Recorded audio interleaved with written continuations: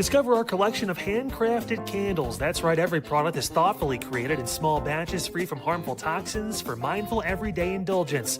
Our candles are hand-poured in coconut soy wax with natural wood wicks, offering a long-lasting burn and rich fragrances.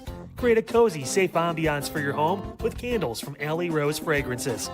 First-time customers use the promo code InsideEdge20 to receive 20% off your order. AlleyRoseFragrances.com, proud sponsor of the Inside Edge Podcast Network.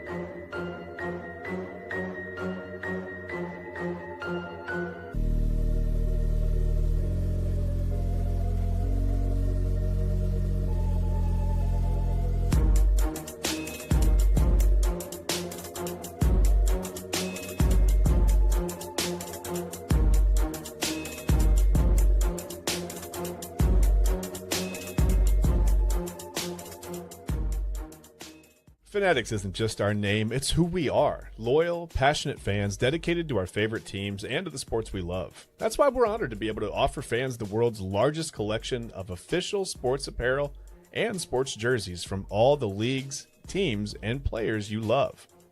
We feature a wide selection of gear from every league, including NFL, MLB, NBA, NHL, and NCAA merchandise, which allows us to serve fans of football, baseball, hockey, basketball, lacrosse, soccer, golf, and everything else that gets your heart pumping. Go to Fanatics.com by using the QR code on your screen right now to celebrate your teams.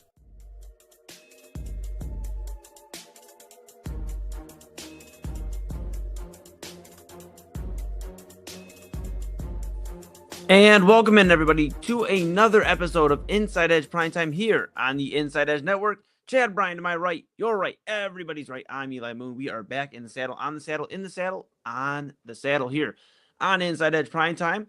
Things look probably a little different here. We'll have more to explain on that probably over the next few days, but rest assured, we are with you for the evening. Evening's still the same regularly programmed evening. We'll have Inside Edge Primetime with Chad and I. We got a minute or two after 10, so you might get us a minute or two after 11, and then, of course, Midnight Run with Anthony Alford, midnight to 1 a.m.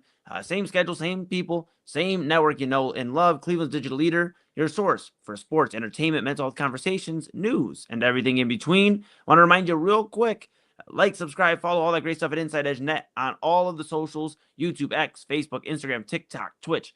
Lock in that notification by smashing the notification bell and knowing when we go live so you can stay rocking with us. We appreciate you supporting us so much. And go to InsideEdgeNetwork.com. Again, InsideEdgeNetwork.com. That's going to go ahead and guide you to the personalities page where you can read about Chad and I and everybody across the Inside Edge Network that's doing a phenomenal job. We appreciate you so much.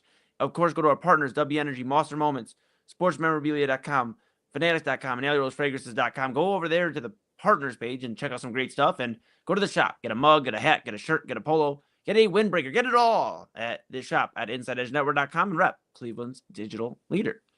All right, Chad B, my bro. How are you feeling today? I'm pretty excited. You know why? Why is that? There's one reason. There's one thing that's got me pretty excited. There's a lot going on. NBA Finals that's full swing, right? Yeah. Things are happening there. Some of it's newsworthy, some of it's whatever. I'll explain that later. Yeah. A lot of stuff going on in baseball. Baseball's in the middle, whatever. But you know what? Okay, it doesn't matter. This is what's got me excited, right? Mm-hmm. I get to point at the QR code again. You do. Yes, I love it. I feel useful again. So I'm pretty excited, man. How are you doing? I'm good, man. I'm good. You know, it's been a long week. Blessed week as always, man. And it's I'm glad to be back in the saddle on the saddle with you. And we're rocking. And I again appreciate everybody's everybody out there, their patience, their willingness to keep rocking with us as we go through a little bit of changes here. But yes, we are rocking and rolling. We're doing the dang thing. And you know who else was rocking and rolling yesterday, Chad B? Was the New York Knicks. Yeah, they got the victory over the San Antonio Spurs in game one, 105-95. Jalen Brunson with 30 points in the comeback victory.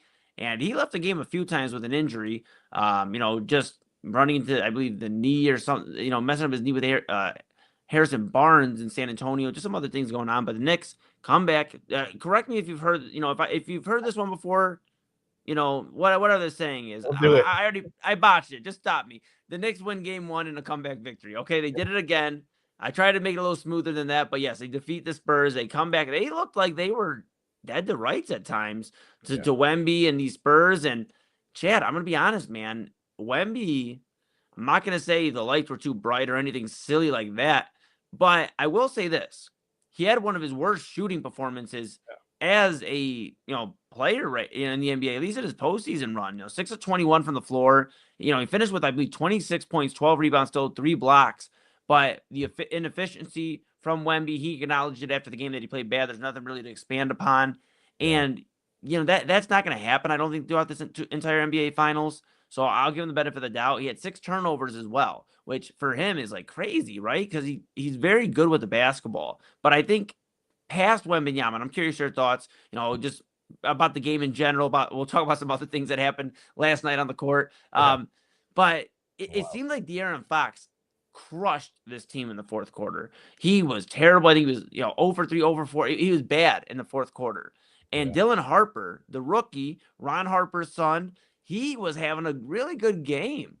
And he played 3 minutes and 33 seconds in the fourth quarter. Correct me, if I'm wrong, but usually not playing the guy that has the hot hand will get you in trouble. I mean, and it seemed like, Mitch Johnson for a moment had a Kenny Atkinson analytical thing where he's like, well, De'Aaron Fox, he's been here a decade, in the NBA, he's we got to play him. And it burned him yesterday, pal.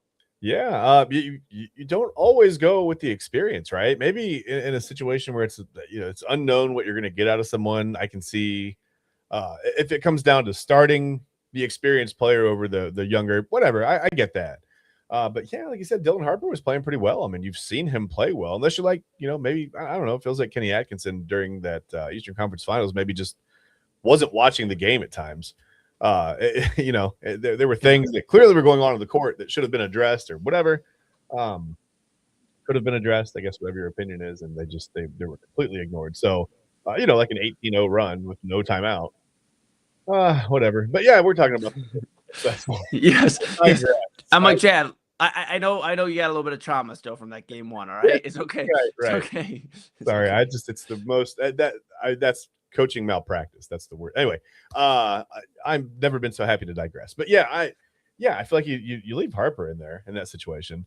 But yeah, Wembanyama. Can you imagine getting to the point where you're in the NBA?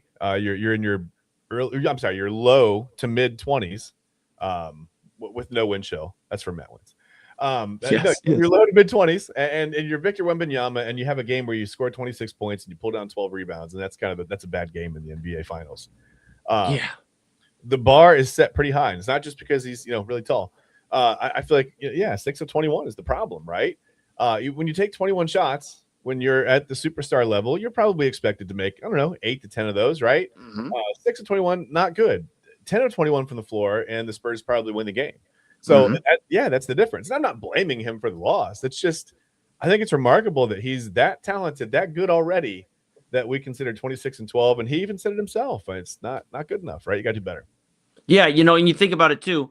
The last series Wembanyama and the Spurs had was against the OKC Thunder, and he absolutely sunned Chet Holmgren to the point where they're having trade discussions possibly about him. Is he going to fit there? You got Shai Gilgeous-Alexander saying, we believe in Chet. This is the worst Chet Holmgren will ever get. I mean, that's like the most backhanded compliment I've ever seen. Just crazy. 4 points though, 1 of 3 shooting in Game 7, like what? He was bad. Yeah, you got to come better. You got to come with more than that. I mean, he was bad. He was bad. But it makes me think now, now you're playing against a guy in Cat. If you're Wembanyama, we actually talked after the show. I mean, no secret, here Chad and I talk quite a bit throughout the day, and after the show, even we'll get on the phone and just kind of get things kind of going for the next day. Yesterday, to pull the curtain back, we were talking about the early 2000 World Series teams and just teams we enjoyed, and we might have to do something with that in top 5, like top 5 guys you don't remember that were just stars. Well, it was way back Wednesday, so we had to go. Yes, I love it. But you think about this with Cat. We were talking about Cat yesterday on the phone, Chad, and I talked. I actually just asked you straight up. I'm like, how do you feel about Cat? Like, because personally, I'm like, in terms of his antics, in terms of like whining, and this is me talking, not Chad. This is me talking, where it's like his whininess. He had a play yesterday. He got completely blocked, like stuffed by Wembanyama, and he's like, come on, man, come on. And it's like, dude, come on. Like, just kind of like, I don't know. He's not my favorite in terms of like the way he handles a lot of things in terms of the whininess, but he's a baller. I mean, he's one of the better players, one of the better bigs in the NBA.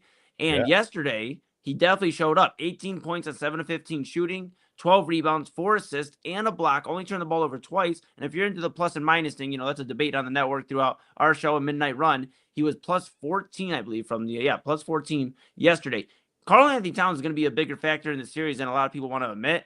And, it's going to be a question kind of like how Chet Holmgren was, the discussion of, is Cat going to be able to play well enough to help lift this team to where they need to go? Because yesterday, Josh Hart didn't shoot very well. He was 1 of 5 with 3 points, but he had 15 boards, 6 assists, 4 steals, and a block. So he's going to give you I was just going to bring him up. Now, the plus-minus thing, he was plus 22 despite the 3 points and the poor shooting. So, yeah, whoever wins is the whole lineup's going to be plus. Whoever loses, the whole lineup's going to be minus. It's always, I'm falling out of love with the plus-minus thing. Anyway, sorry, go ahead.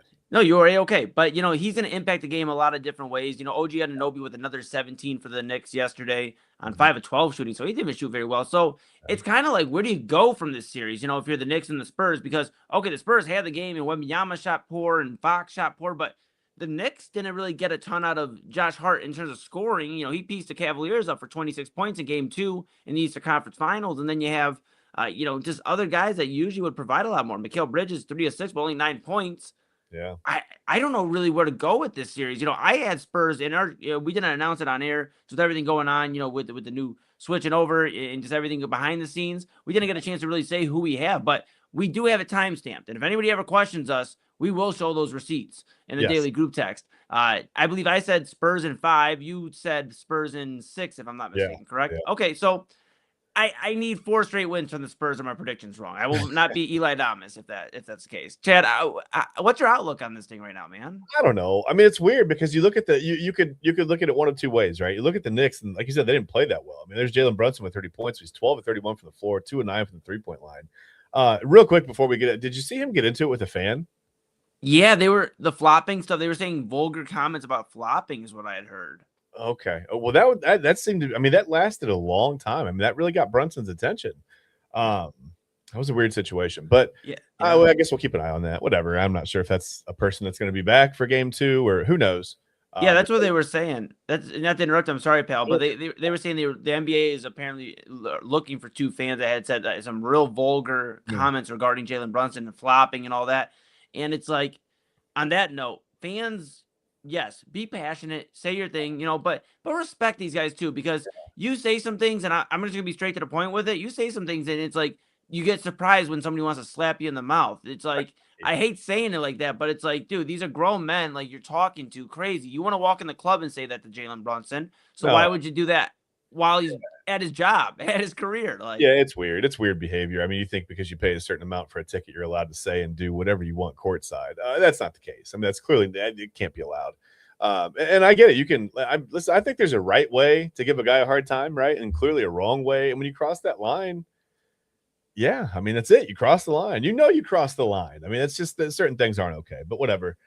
Some people don't have that filter. They don't have that ability to know the difference, to know where the line is. So you get stuff like this. And who knows? Sometimes it could be. I mean, sometimes the athlete maybe they take it the wrong way, right? Maybe it's just an innocent, like, hey, we're having fun, and you took it the wrong way.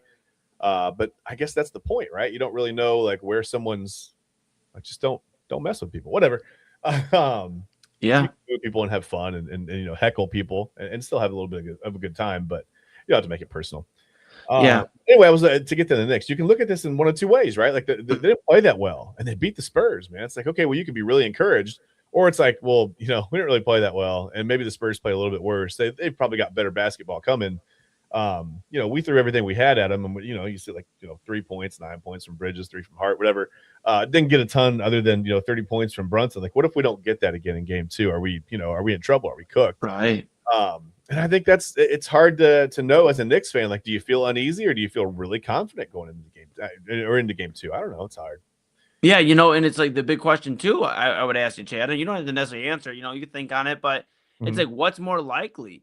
The Knicks role players stepping up and having better games, or Victor Wembanyama not going 6 of 21 for the floor with 6 turnovers? Because my opinion is Victor Wembanyama is about to completely come out in game 2. We might see, and this may, we can clip this, and I'll eat my words if I'm wrong, but I think Victor Wembanyama is going to have one of those, like we talk about NBA Finals games, like we talk about 2018 Game 1 LeBron, despite the loss. We talk about some of these big games, Game 7 here, especially here in Cleveland, 2016, LeBron's, triple double. Like we talk about certain games.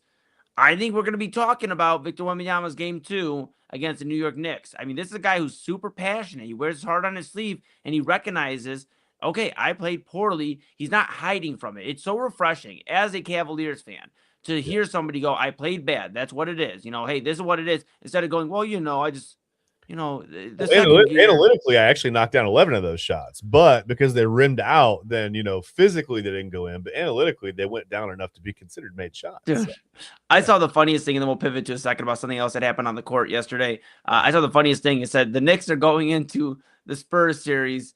Game 1, they are currently up 3-2 on the Cavaliers in the Eastern Conference Finals. Right. Hey, so, the Cavs competed analytically. That's all we wanted. We just wanted, analytically, that's all we just wanted to take more shots than the Knicks in the series. That's all we wanted from them. Yes. We lost all 4. We just wanted to analytically. Pal. Well, here's something. Somebody must not have analytically thought this one through. Yesterday on the court, during the game, I believe early on, I want to say it was in the first half, but regardless, in the game, Spurs are playing, and all this, and somebody just wanted to get close to Victor Wembanyama and get somewhat of a selfie in a video form. Chad, did you see this yesterday? Yeah, it was hard to miss it. It was funny. I felt bad for the fella. He was so focused on getting the proper angle to make himself look optimized. He didn't even get all of Wembanyama in his shot, but that's okay. I mean, we're not all 7'8" or whatever. I don't know what you're thinking when you do stuff like this. Shirt says something. I don't know. It probably is paraphrasing. I'm paraphrasing, but it probably says I'm an idiot. Yeah. I'm sure that's not what he wrote, but let's read between the lines. I don't know why you do stuff like this. Like, what do you think? I guess you can get your minute of fame or whatever. I guess that's where we are as a society, right? You run out there and now 450,000 people are going to follow you on TikTok or whatever because they want to see what you're going to do next. But I mean, what do you do next? The second time you do this, you're probably going to jail, right? Like, they'll let you get away with it once. You're going to get fined and charged with something, maybe like disorderly conduct or whatever, right? I just don't understand. I guess I don't get the, at all costs, gain followers, gain clicks, gain whatever. I guess I just don't understand it. Chad, and I was looking at, some of this stuff earlier today, just crazy. But they ended up, so like you said, he may face some jail time, but he received a lifetime ban from all NBA arenas. Yeah. So he'll never be in an NBA arena again. Is it really worth it, right? And we're going to come back here to us here in a moment. Is it really worth it to do something like this? Sure, you get your moment, but to your point, I saw the video where he's running around. I think you did as well, where he's rushing, and you see maybe you see Spurs, so it could have been anybody from Devin Vassell to Keldon Johnson, and he gets maybe a moment of Wemby, and then it's like boom. And I was talking to Papa Moon. I said the crazy thing about security guards, not anything about them, crazy thing about them, but the crazy thing about their job is those guys protecting the court is okay in football. And in baseball, especially if it's in the outfield where they're typically coming over, rushing into the playing field, right? Yeah. They can hit them with a tackle, and bring them because there's grass, there's a little bit, somewhat of a cushion. Yeah. You can't really tackle somebody on the hardwood because then it could be a lot. Sure, but you sure could. I know. But there'd be a lawsuit from then this kid's gonna have something to say. Well, you didn't have to use brute force, whatever. It we are a very litigious society, man. Yeah, it's true. Yes, could have became a big mess. And I just was like, man, tough on those guys because, dude, this is one of the biggest games of the year, and this dude's making a bleep hole of himself to be, watch my tone a little bit, And I just felt I was like, dang, that's a tough job too because they snatched him up and moved him quick. I mean, it was crazy, but okay. So I'll give them this. So you may not be able to make such, maybe you can't go make a tackle on the hardwood, but at least you've got more of an enclosed area and it's harder for him to get out than it is in an outfield or on the football field. You got plenty of room. There's plenty of open space out there. That's true. Sometimes some of the security guards that I'm not, some of them are great, right? Some of they look like ex-football players. Some of them don't, man. And then some of them are a little bit older, and listen, I don't know how I would look. I'm an elderly man. I'm not sure. Don't say that. You're in your prime, buddy. I'm okay. But I don't know how I would look if someone ran on the field and it was my responsibility to run them down. Like, I don't know if I'd still be good at that. I don't know. I mean, there was once upon a time, yeah, sure, I'll run you down, but I don't know, man. I'm in my, I'm in my mid to high 40s. Yeah. I don't know if I'm running anybody down or not. That's, who knows? Yeah, no, absolutely. I mean, have we ever seen an ice rusher like for hockey? Has anybody ever rushed the ice? I don't think so. Well, I know that would be a bad idea for me. I know where I straight on my back. That's it. Yep. Yeah, you got me. I just wanted to get here. I was hot. Sorry, I'm slaying on the ice now. Yeah, that's amazing. That's amazing. Hey, one of these times, we don't have time for it in this segment. One of these times, I'll tell the story about how I almost got trampled covering the 2016 Calder Cup. Okay. Covering the Monsters Championship, and I almost got trampled, but thank goodness they have a little more skill than I do. So, yes, what we're gonna do, Chad, we're gonna take a quick pause here for the calls. Let everybody grab their dinner, their caffeine, all that great stuff. We'll do the same here during the break. When we come back, we're gonna have some discussion. Later on in the show, of course, we have Jim Schwartz. He spoke out. We haven't got to share our things about the Cleveland Browns former defensive coordinator, our thoughts, that is. So we're going to go ahead and share those later. But when we come back, we're going to talk about Adam Silver, the NBA commissioner. He had some thoughts about a bunch of different things, from tanking to overseas and international expansion. We're going to talk about all of that, what Adam Silver, the commissioner of the NBA, had to say. That's Chad Bryan to my right, your right, everybody's right. I'm Eli Moon, here on Inside Edge Primetime on the Inside Edge Network. And guess what?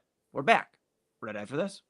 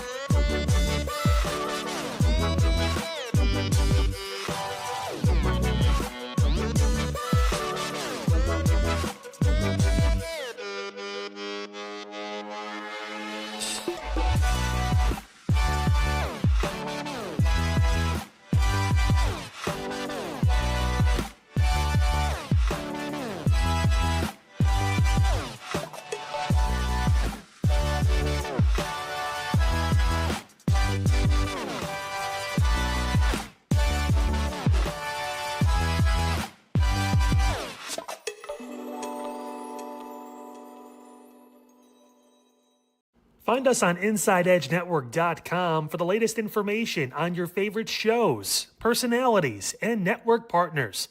Plus, guess what? We have a merch shop.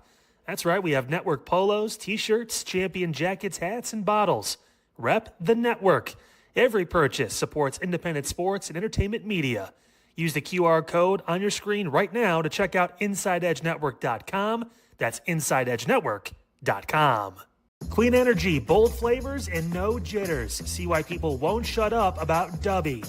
Clean energy, no jitters or crash. Whether you're starting your workday or getting ready to exercise, Dubby Energy helps you lock in and focus. With over 15 flavors to choose from, you can't miss. Order Dubby Energy right now by using the QR code on your screen and use the promo code InsideEdge10 to receive 10% off your order. Dubby Energy, your energy-focused sponsor of the Inside Edge Network, Cleveland's digital leader.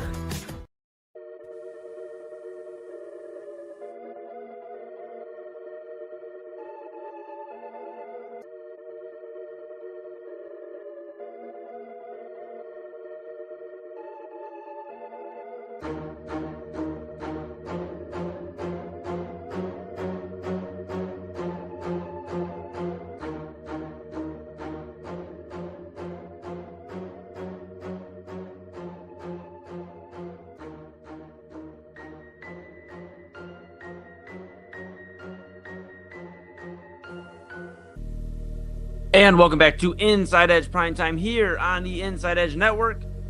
Chad Bryan to my right, your right, everybody's right, and I'm Eli Moon. And we're back here in the saddle, on the saddle, in the saddle, saddle adjacent here on your evening here. It is Thursday. It's Friday Eve, not Halloween Eve, Chad, not Christmas Eve, not New Year's Eve. But those are the best Eves. Those are the good Eves. Well, yeah, there's a few other Eves. I knew an Eve once. Singer. Yeah. We're back here. We're rocking with you. If you're enjoying the coverage all week long, make sure you like, subscribe, follow all that great stuff at Inside Edge Net on YouTube, X, Facebook, Instagram, TikTok, and Twitch. Go ahead and rock with us. Hit that notification bell so you know when we're going live. A follow means the world because that means you're locked in with us and we can continue to share great content. You're the first to know what we got going on. Just to give you an idea of some of the things we bring on Primetime here. If you're here for the first time, we have our friend of the program in Channel 3, WKYC meteorologist Matt Wentz, who joins us pretty much month to month here with the Inside Edge Network, Inside Edge Primetime. We've had Spencer Davies, Cleveland Cavaliers beat reporter here on the show, and a ton of other very exciting names here across the network and across Primetime and everything. Midnight Run AA's had Garrett Bush. I almost said George Bush. He does not have George Bush. Garrett Bush. Yeah, that would have been interesting too, though. Double would have I don't know how to handle that. On Hinge at midnight. But he's at Garrett Bush, G Bush. My apologies. He does his thing with the barbershop, and he had him on with the Cleveland Browns coverage and everything like that. We have a lot of great stuff that we bring you. Yeah. And I got some exciting news. I'm going to share right now, Chad, here on Inside Edge Primetime in just a second. So make sure you follow, subscribe, because you're going to want to stay locked in at InsideEdgeNetwork.com with our favorite personalities, your favorite personalities, Chad and I and everybody else. Go over to the partners page. QR code will take you right there. Go check everything out. W Energy, Moss Enrollment, SportsMemorabilia.com, Fanatics.com, and of course, EllieRoseFragrances.com. And go over to the shop page. Get something. Rock it with Cleveland's digital leader. Windbreakers, hats, shirts, polos, mugs, all that great stuff. I got some exciting news that I'm going to share with you. I've been keeping you in the loop. Obviously, I'm going to let everybody else know that next week, keep a lookout on the back half of the week, because next week we'll have Emmett Golden from ESPN 850, ESPN Cleveland, on the show. We'll be discussing a variety of things from the Myles Garrett trade. We'll also get his thoughts on what the Cavs should do this offseason. But stay tuned. Emmett Golden joining Inside Edge Primetime for a conversation at the later end of next week. So stay locked in, and you'll know to do so when it goes live because you'll hit that notification bell at Inside Edge Net. All right. Chad, Bryan, my goodness. What's your favorite color? My favorite color? Yeah. It's blue. Okay. Dude, no way. You wouldn't know from looking behind me. Yeah. That's awesome. I love it. Well, hey, you know what? I'm glad. I'd like to keep you on your toes. And you know who else likes to keep everybody on their toes is NBA Commissioner Adam Silver. Adam Silver, he spoke with the media yesterday before NBA Finals Game 1, had a lot of things to say, Chad B. It was interesting from expansion to Europe to tanking to listen, man, it was crazy. And we're not talking any wars or anything when it comes to those three things in Adam Silver, but we are talking about some things that need to be addressed with the NBA. It did sound like you were talking about, I wasn't sure. Yeah. Expansion, Europe, tanking. Yeah. Okay. All right. We're out of here. No, we're gonna get right to it. Documentary you're getting ready to start here.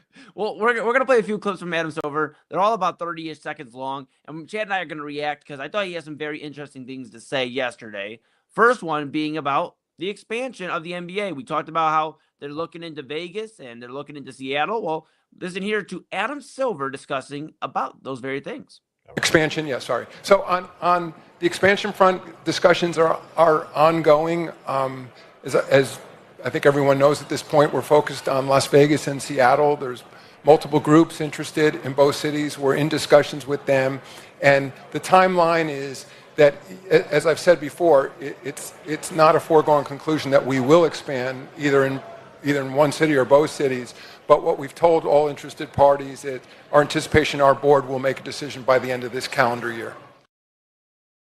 So they're going to make a decision by the end of the calendar year. You heard Adam Silver there. You know, the reports have been strong that the NBA is looking into going to 32 teams. Are at 30 right now, bringing in Vegas for the first time. You know, Vegas obviously having the Raiders now, having the Vegas Golden Knights, who are whooping behind last time I checked in that NHL Stanley Cup. Stanley Cup game 2. They were up last time I checked, I think 2-0 on Carolina, 1-0 or 2-0. And I'll get an update here in a second. But Vegas now looking to get an NBA team. I mean, they already have the Aces as well, so it'd be very interesting, right?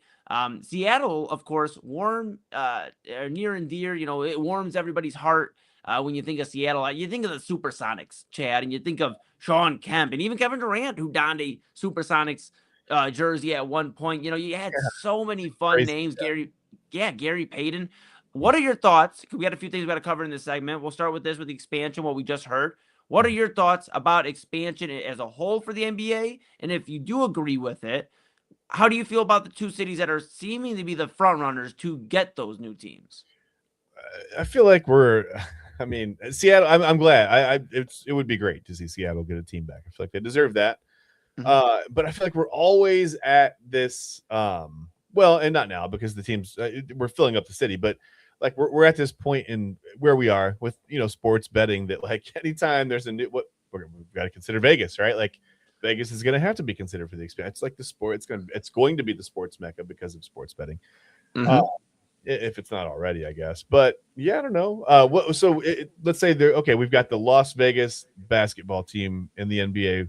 How do you think they go about naming the team? Is it like a fan vote?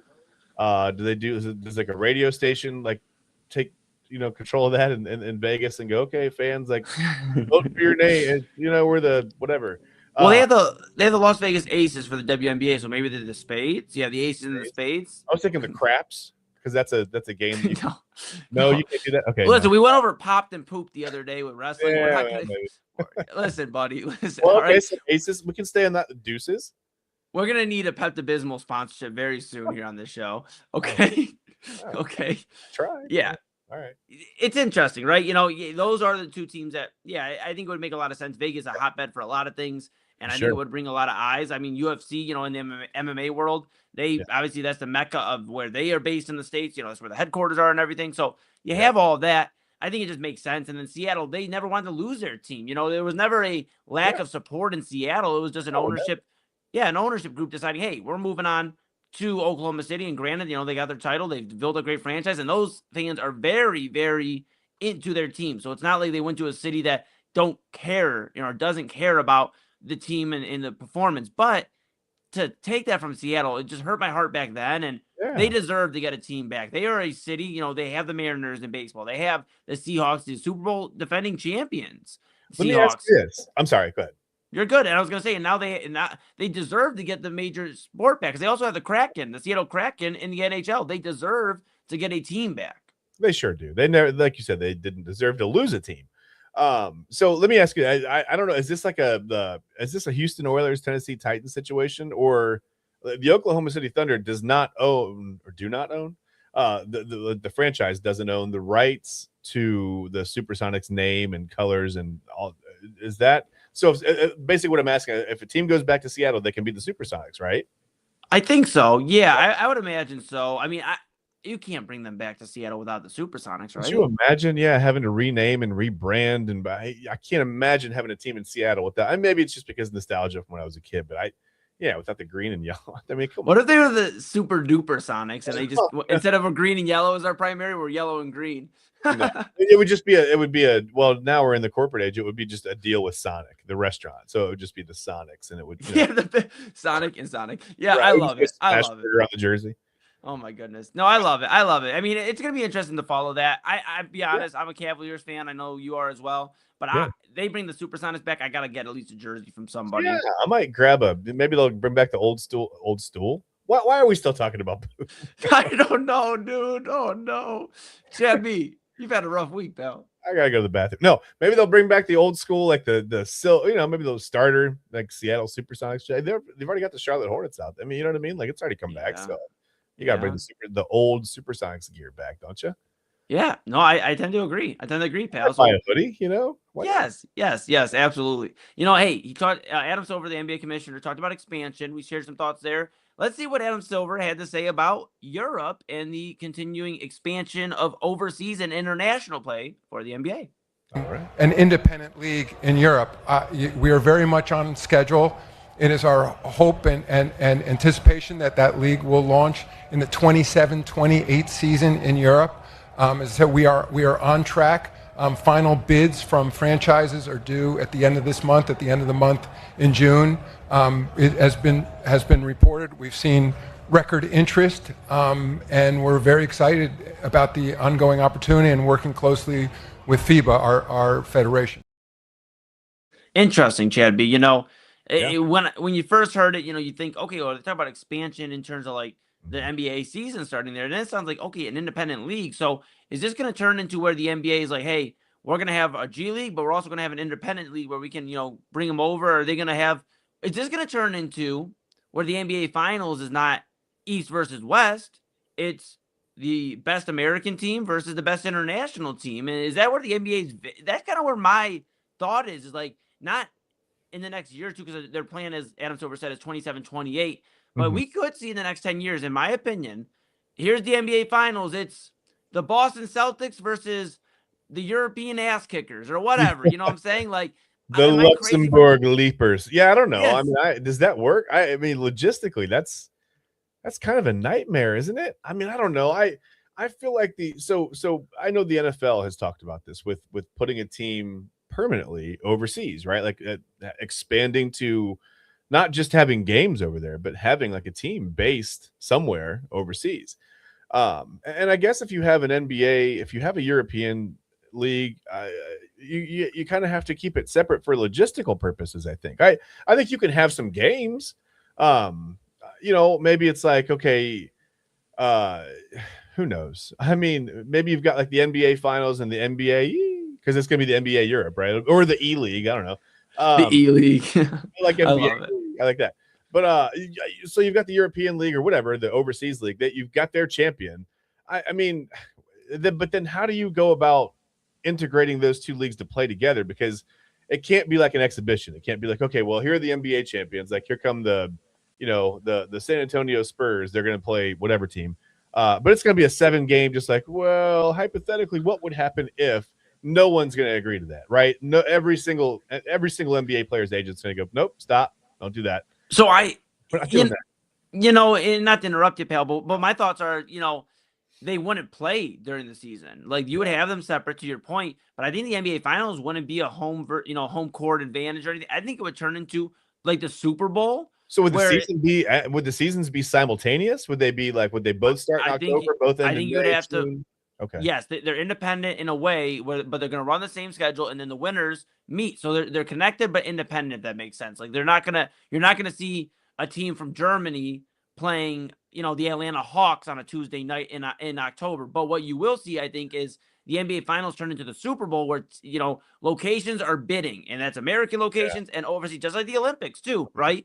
Where they're bidding and they go, now the 7-game series will be played this year in Poland or whatever. You know what I'm saying? So I think that's where Adam Silver's mind is in terms of expansion. And I do think it could work if they kept them separate for the entire year, maybe bring them together for the NBA All-Star break. That's like the one. And then you bring them back for an NBA Finals. You have your American bracket and your European bracket. I think it could work. The only issue that I see with that, I don't mean to interrupt you, but the only issue that I can see with that is can you generate enough money, enough cash, enough whatever capital, whatever you want to say, in the NBA and the NBA Europe and the European League to really justify having these teams compete against each other? Because if the top salary here is 70-80 million a year and the top salary there is 10-15 million a year, no one's going to defect the NBA. No one's going to go over there, right?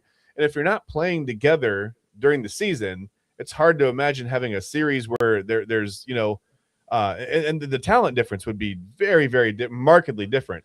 And if they suddenly become, then everybody's going to defect over there, but then you're not cross playing. So it just seems like if you got to be careful, because you're either going to lose talent from one side to the other, right? Because the guy's going to go dominate the European League, and the Spurs or whoever are going to go, well, we're going to pluck that guy. I don't know what the rules are going to be. How do you, because eventually someone's going to make it across the pond and play over here. If I think salaries are truly that low, and you know what I mean. I get it, but I think you set some rules, right? I mean, it's not going to be probably pretty the first few years. I mean, nothing's ever necessarily successful the first few years all the way. Like, there's going to be hiccups, but I think you could set it where it's an expansion draft. They don't have to necessarily bring in. This may not, like I said, this is 10 years. I could see it being where it's a clash. But like you're right. The first few years, I could see it where it's like they bring in 5 to 7 teams and they set up an expansion draft where, hey, just like hockey, we're going to make it where, you can put your protected players, your untouchables that they can't be drafted. And then these teams can select, and get a good 6-man, Keldon Johnson from the Spurs and things like that to make it where it's entertaining. And you could have the NBA players going, well, why would I want to go over there? Well, the money's still going to be there. We're going to honor your contract. The NBA may have to step in and see what they can do in terms of honoring contracts and make it. It's going to be a hiccup, but I do think Adam Silver could be on. He gets a lot of stuff. And I said this last night when we were on the phone. I said he gets a lot of crap for some of the things he says and does.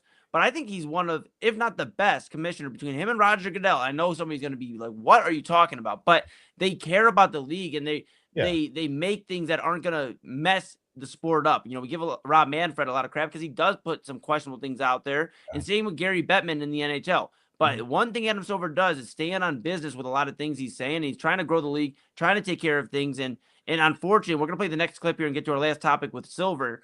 But, I respect the idea that he is trying to grow the league into something bigger than just the American, sized audience. Well, and to that point, I told you last night, the one thing, I don't even really like the NBA Cup, but I respect what he did with it, because I feel like if you're trying to bring in European fans, you're trying to raise that interest, what do? You model your season to look a little bit like soccer, so it makes more sense to those fans who are used to digesting soccer and the way their seasons go, and you've got the mid-season tournaments and everything else.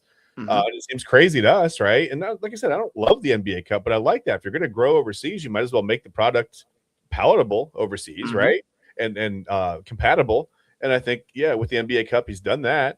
So maybe there is a pathway. I don't know. I mean, I it's weird because I don't like the NBA Cup, but I really like what he's done with it. And like I'm conflicted, I guess. It's like I'm an enigma on this, but it makes sense, I guess, is what I'm saying. Yeah, I'm gonna start calling you that, Chad the Enigma Bryan. Yeah, it's better than chicken sandwich, maybe. I don't know. We'll see. Well, we're trying really hard to bury that one, but it's been tough. It's been tough. All right, one more clip on Adam Silver here. He talked about tanking, obviously the new reform that got passed. The new change. The lottery where 1, 2, and 3 won't get as much love in terms of lottery balls to win the #1 pick. More so that middle group, and there's been a lot of kickback. Adam Silver had this to say. And again, real quick, all clips from the NBA media availability yesterday before Game 1 of the NBA Finals. I grabbed these clips from Oh No He Didn't on Twitter, which grabbed some crazy clips, but these are all from Oh No He Didn't on Twitter from NBA media yesterday. Here's Adam Silver, NBA commissioner, on tanking. Tanking is not a new issue for this league. I think what maybe surprised us all a little bit is how quickly it became acceptable behavior in this league. I think it used to be limited, frankly, to a small group of teams. I think I could genuinely stand up and talk about rebuilding and not say tanking. And it was practiced in a different way. I don't know how else to say it. Interesting. That's Adam Silver again. All clips from Oh No He Didn't. NBA media availability for Adam Silver before NBA Finals Game 1 between the Spurs and Knicks. Chad Bryan, obviously the addressing of 1 through 3, you're not going to get as much love. We're sick of seeing the Utah Jazz not play Kevin Love and some of these young players that can win basketball games. And the fans are sick of not seeing their stars in Utah. They're sick of, opposing teams that buy tickets, maybe not buying to see the Jazz, but if you are because you like Ace, Keontae George or Ace Bailey or one of these guys, you're not seeing that. Washington, Anthony Davis and Trae Young get traded for and they sit out the complete rest of the year. It just, some of these things can't be happening for fans that are paying hard-earned money, for teams that want to compete. And it's a slap in the face to a lot of people, a lot of organizations, a lot of fans. I feel like this is it's uncomfortable for a lot of teams. It's like, well, how are we going to get better as teams? Well, guess what? You've unfortunately, for lack of better terms, you screwed the pooch, right? Like that's the saying. These teams did it. Like they decided that, hey, we're going to do this for the last decade. Because here's the thing: this didn't just start with Adam Silver. This Yeah. has been going on during the end of David Stern's run as NBA commissioner into Adam Silver's run. It just was a little bit not as prominent, and it wasn't as standoutish. It was maybe 5 to 6 teams like, okay, these teams are gonna suck this year. But now it's like we're getting to the point where it's like half the league is tanking, like legitimately not playing their guys. There's a difference between just not putting out a good roster, selling the roster, essentially bringing in young talent and not being good, or excuse me, that's the difference between that and having the talent to go win maybe 45, 50 games and finishing with 19 to 22 wins. It's unacceptable. And I'm with Adam Silver here. Guess what? Is it uncomfortable? Yes. Is it something that, it sucks that we have to do this? Yes. But guess what? They did it to themselves, man. It's like, it's like with a kid in timeout. Well, how did the kid wind up in timeout? Because they did something wrong. A lot of times, usually don't put a kid in timeout.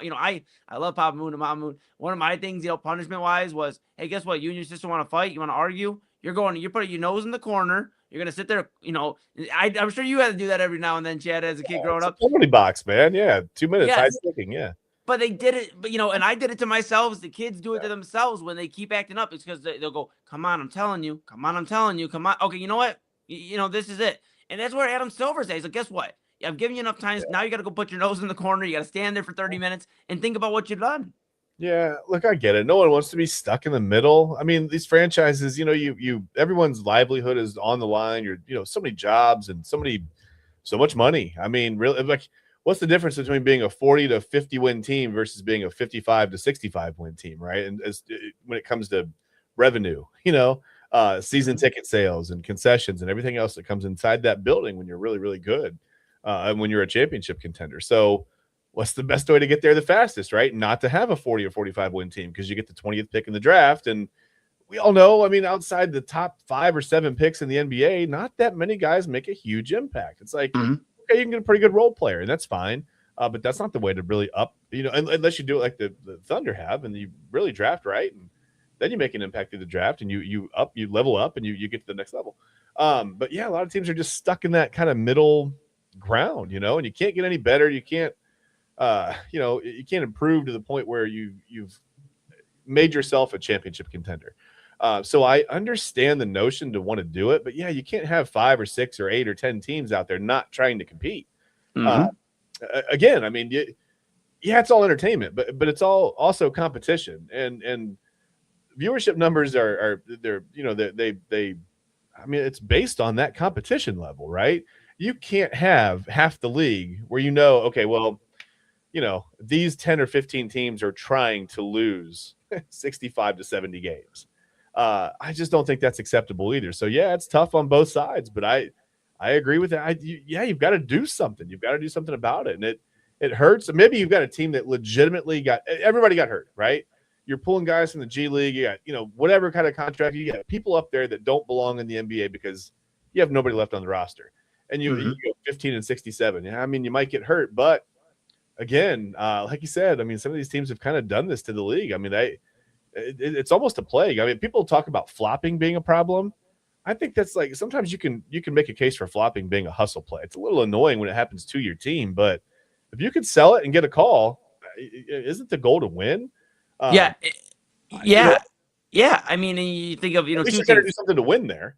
Exactly, and I have 2 things on this, Chad B. I know we got to go to break here in a moment. I'm curious, and I'll give you a chance to respond before we go to break. But 2 things, Kobe when he broke, when he had the 81-point game, it was against the Toronto team. I guess they weren't, they weren't superstars, but they were playing. They were like, dude, we're not about to let Kobe Bryant go for 81. And he did, and he pieced them up, Jalen Rose and all those guys. But they were trying, and now that's broken. 83 points with Bam Adebayo, and we tore him to shreds in that whole thing. Against the Washington Wizards team that on the roster had Anthony Davis and Trae Young not playing and other guys.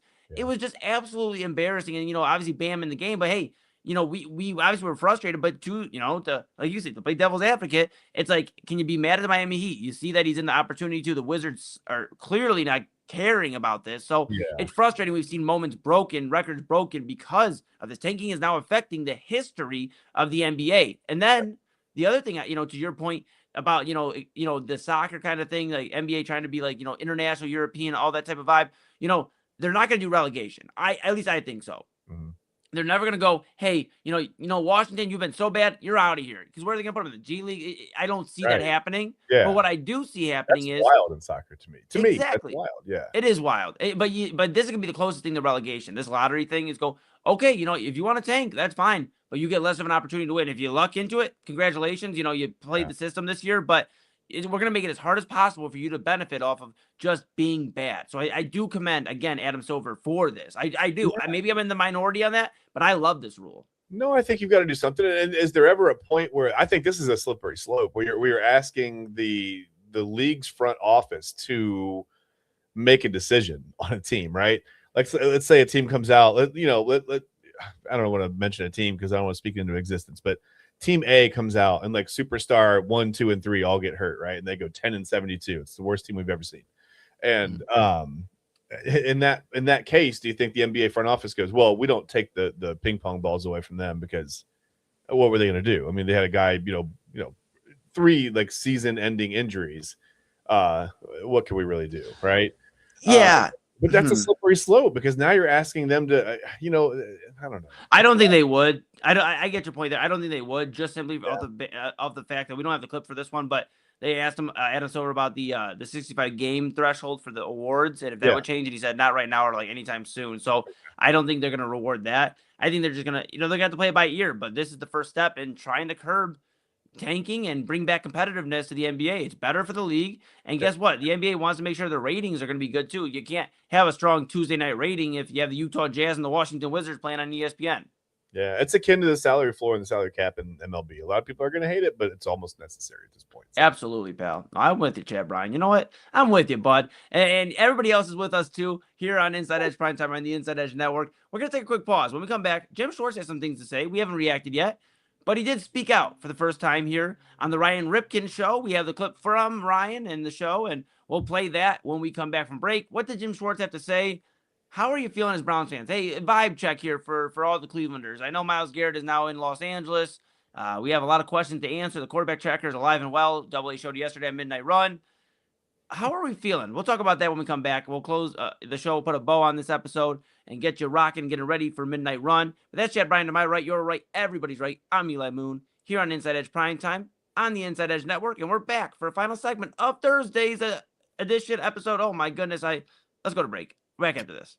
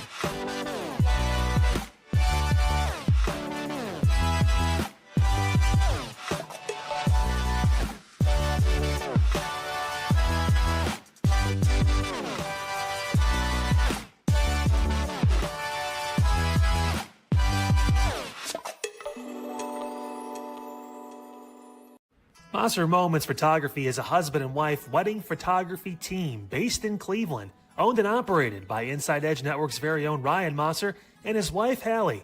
For the past 10 years, they've captured more than 100 weddings across Northeast Ohio and beyond, always working together as a true two-person team.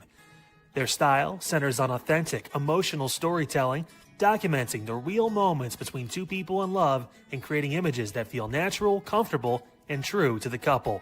Rooted in Northern Ohio but inspired by their travels, Ryan and Hallie bring a warm, personal approach to every wedding day.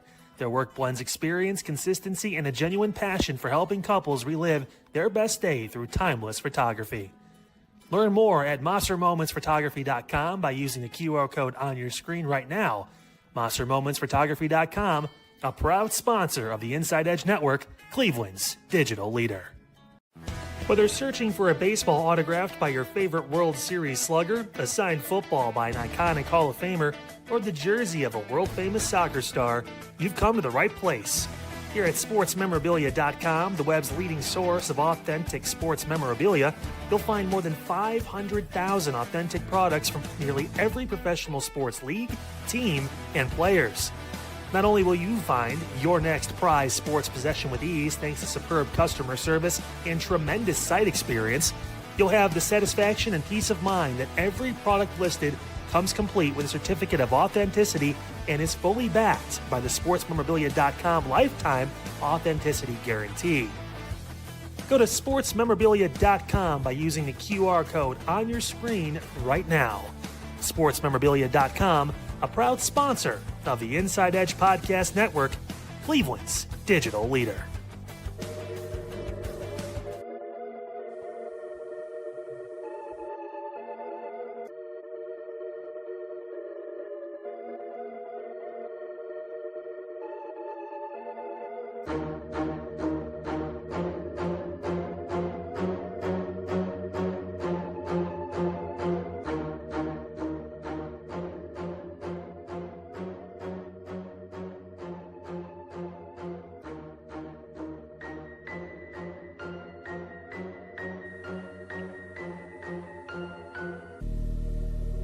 And welcome back to Inside Edge Primetime here on the Inside Edge Network. Chad Bryan to my right, your right, everybody's right, and I'm Eli Moon. And we're back in the saddle, on the saddle, adjacent to the saddle. We are rocking and rolling here for a final segment on this Friday Eve. It is Thursday, haha, joke's on me. All right, we're back. Chad Bryan, I got a question for you before we get to Jim Schwartz. Yeah. If you were to have a, mid-show, like during the break meal, like or a snack, what would you have? Man, if I had my choice. Yeah. If you like something you could down in like 3 to 5 minutes during the breaks. I feel like it's always pizza. Like pizza's just easy, right? You can always pick up a piece of pizza, just smash it real quick. Don't have to worry about it. Like, not a big deal. Yeah, pizza. Okay. I housed a few Funyuns during the break. I just housed the rest of the... I went meal, you went snack. I get it. Okay. This is as I said meal or snack. I said meal. Listen, man. Well, to me, listen, a meal is a snack for me. I don't know what you're talking. I eat a lot, man. I don't know what you're gonna do. I mean, yes. I love it. Hey, I'll tell you this, man. We did breakfast for dinner yesterday. We did a little scrambled eggs with potatoes and bacon. Oh, dinner is the best. Buddy. Dude, it's so good. Breakfast tastes better as dinner than it does as breakfast. I don't know why. It does. Yes. It's a fact. I was just about to say that. The next top 5 is the top 5 meals that taste better as other, like lunch for breakfast. You wake up and just have like a lunch meat sandwich and like some chips. Corned beef. I'll eat corned beef at 10:30, pal. Yeah. All right. Dinner for dessert. No, that's not gonna be a good top 5. We can't do that. Dinner for dessert. Hey, I hope you enjoyed your steak. For dessert, it's steak. More steak. It's a steak Sunday. All right. Real quick, I wanted to say this before we move on. We were talking about the Knicks, and I said that I had seen some things that were not newsworthy. And I was just looking at, I read about sports all day. We talk about sports at night. That's what I do, right? So I was reading about the Spurs and the Knicks, and one of the first headlines that came up was Timothée Chalamet's mood after Game 1. And I have to tell you that I know we're all about entertainment here and sports and mental health and everything in between. but there are some things in between, Eli, that I just literally could not care less about. Like that was the leading headline after game 1 of the NBA. Well, how was his mood? I don't know. I didn't click. I'm not clicking on that. Timothy Chalamet's mood after game 1 of the, I just don't care. Like, Yeah. there aren't a lot of things that I just really don't care about. And it's not, I'm sure, I don't know. Maybe he's a good person. I have no idea. Why would I care what Timothy, and I'm sure Spike Lee is over here going, excuse me, what? Right? Like, Spike Lee's been a Knicks fan since the early 1700s. And we're worried about Timothy Chalamet's mood after game 1. There's a picture of him icing his knees. What was he doing? He's laying in base. I don't think you understand the impact that it has on a fan when your team goes through a playoff run. And he's icing his knees in like a double king size bed. He looks like a tiny child lying on a bed. He's icing his knees. And I'm like, don't do that. I've had 3 knee surgeries. Don't ice your knees from watching a basketball game. Like, what are you doing? Sorry, yeah. I was really annoyed by that earlier, and I had to get that off my chest. I'm sorry. I had to. No, you're okay. I mean, in fairness, Stephen A. Smith took credit. He said something about the Knicks, they haven't lost much since. So he's taking a little bit of credit too. So I am shocked by that. yeah, I didn't see I that. know. I know. Hey, you know what we are shocked a little bit about is Jim Schwartz actually spoke out this week on the Ryan Ripken show. He had some things to say about why he left the Cleveland Browns, why he resigned, and the whole thing that went down with the Cleveland Browns bringing in head coach with a sweet haircut, Todd Monken. So we'll take a listen to the Ryan Ripken show clip that involves former Browns defensive coordinator Jim Schwartz, and we'll share our reaction. Then we'll get into some final thoughts after that. Here we go. Yeah, I mean, it sort of is what it was. We had a lot of success on defense, and the Browns made a change at head coach, and they passed over me with all the success that we had and the ability that to develop players. Our best players had their best years, all those different things. And that was a decision they made. They wanted to go with an offensive guy. They chose Todd. I'm fine with that. They can make, decisions that they want to make, but they can't expect me to stay on board for that. Anybody that's in any business, you get passed over for a promotion when you've done a really, really good job in your job, and you think you were in line for that promotion. It's it's time to go. And Todd deserved his own guy. He doesn't. I mean, a forced marriage isn't going to work in the NFL. And like having command of the players and having command of the locker room, all those things are extremely important. And I didn't feel like I could do my job after getting passed over for the head coaching job. It sort of, just put me in a tough position. Hey, we want you to listen to this guy, but we didn't think we didn't want to make him the head coach.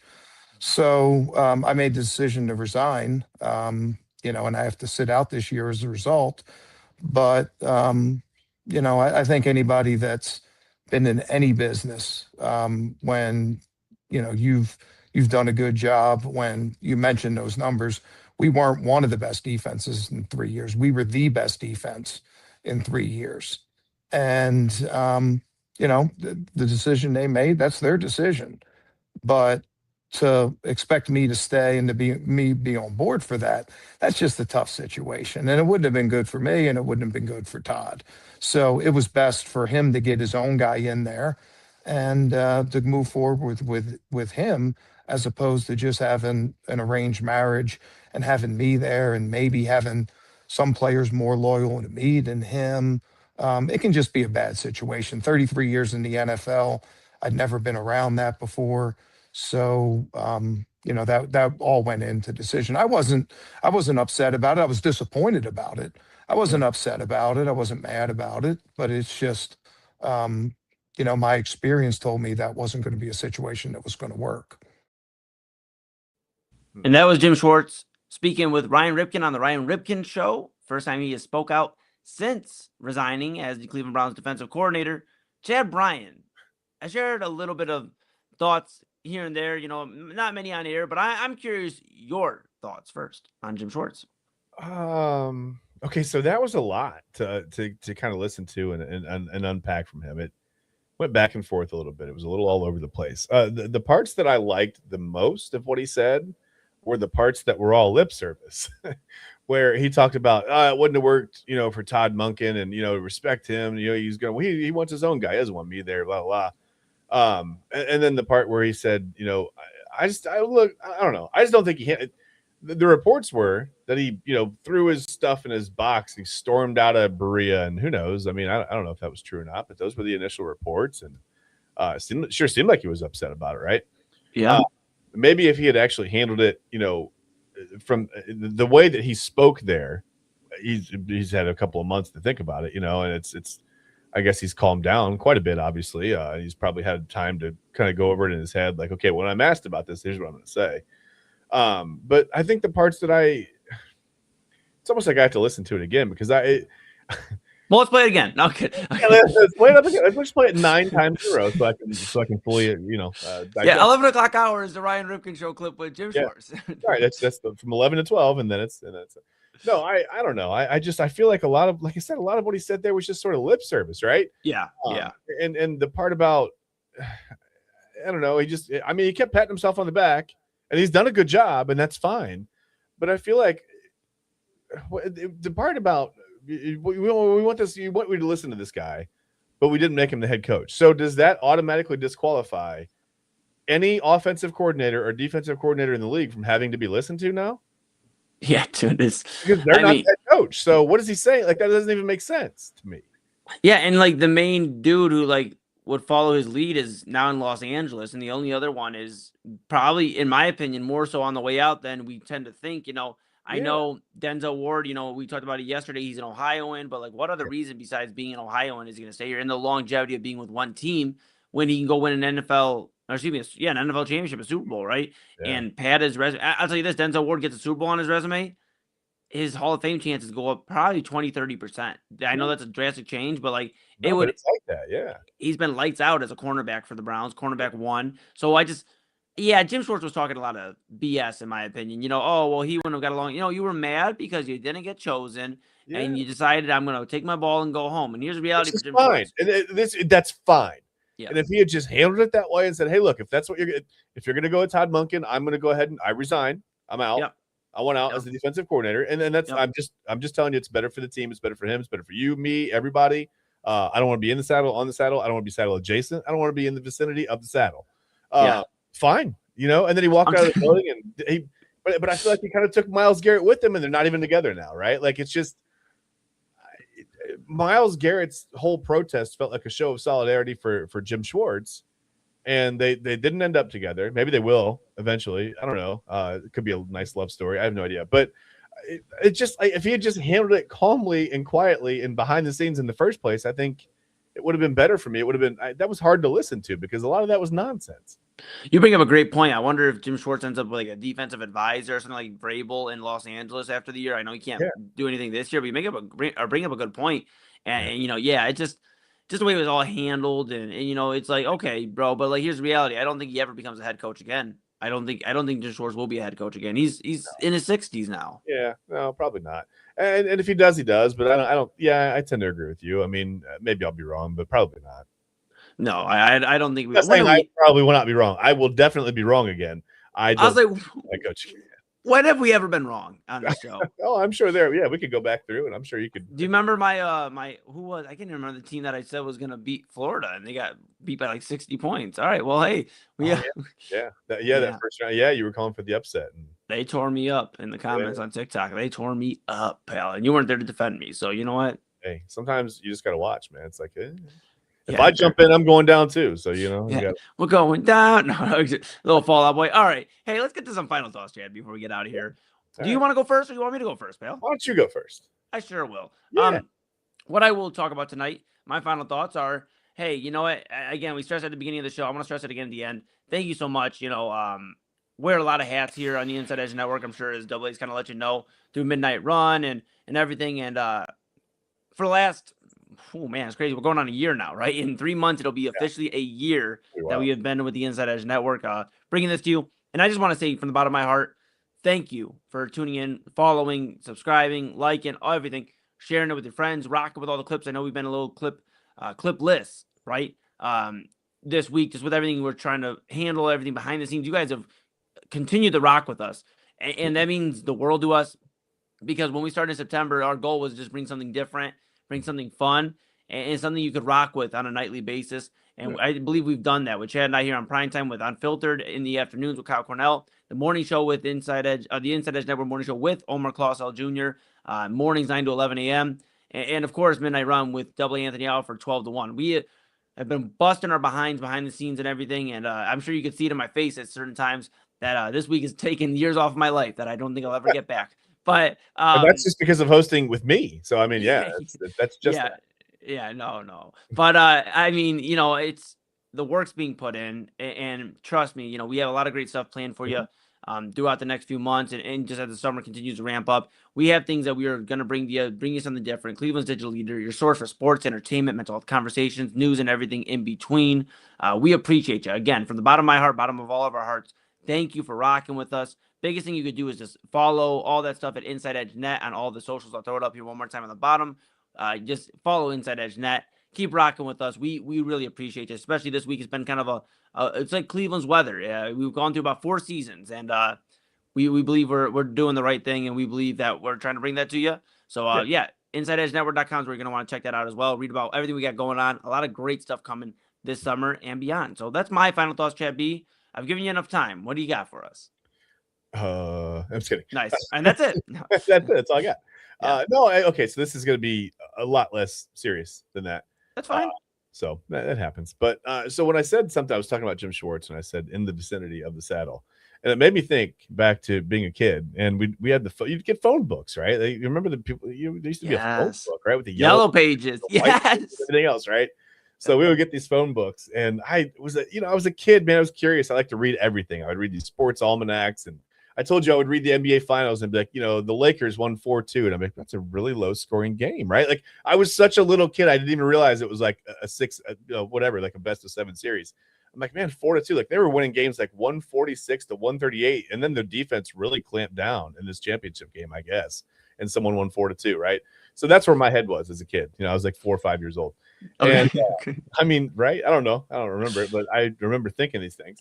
Yeah. So I would look at the phone books, and it used to say, I grew up in Midwest Ohio. So it's, I grew up in a town called Wapakoneta. It was close to Lima. So we'd have the phone book, and it would say Lima and vicinity, right?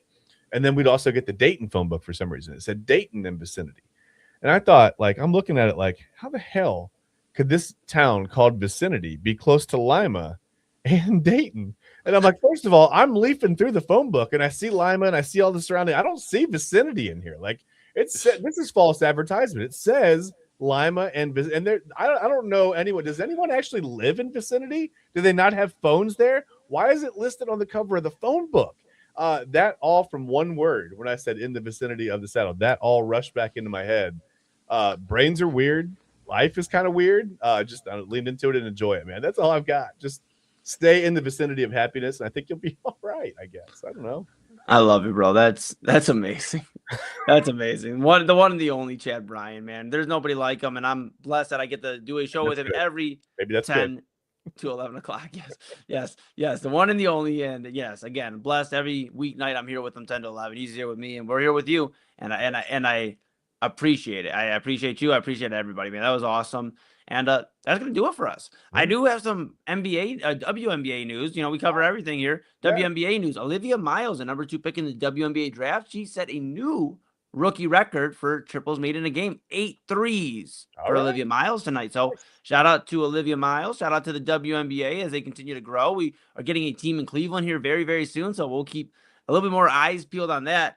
But just awesome stuff. So cool stuff there for Olivia Miles. I believe she plays for the Minnesota Lynx. So, the Cavs should call her immediately if she can knock down 8 threes in a game. We need somebody to hit some threes, pal. Yes. All right, that's going to do it here for us. For Chad Bryan, to my right, your right, everybody's right. I'm Eli Moon. And guess what? That's going to do it for our Thursday. We are back with you tomorrow for Friday. Friday Free For All returns. What are Chad and I going to send into the scripts for each other? Can't wait to see. Can't wait. I'm going to make you read that script for the Christmas movie. I'll read it in the morning. All right. Chad Bryan. You read it on air, man. I will. You know, maybe we'll do an extra one. We'll do an extra one tomorrow. Maybe I'll read the Hallmark after we do a table read. We'll do the Yes. All right. Chad Bryan to my right. You're right. Everybody's right. I'm Eli Moon. This has been Inside Edge Primetime here in the Inside Edge Network. Of course, always like, follow, subscribe, Inside Edge Net on all the socials. Go to InsideEdgeNetwork.com, and we'll see you crazy kids and everybody tomorrow for a Friday edition of Inside Edge Primetime. We love you. We appreciate you. Midnight Run with W. Anthony Alfred at the top of the hour, bringing you unhinged behavior. See you tomorrow. or in the vicinity.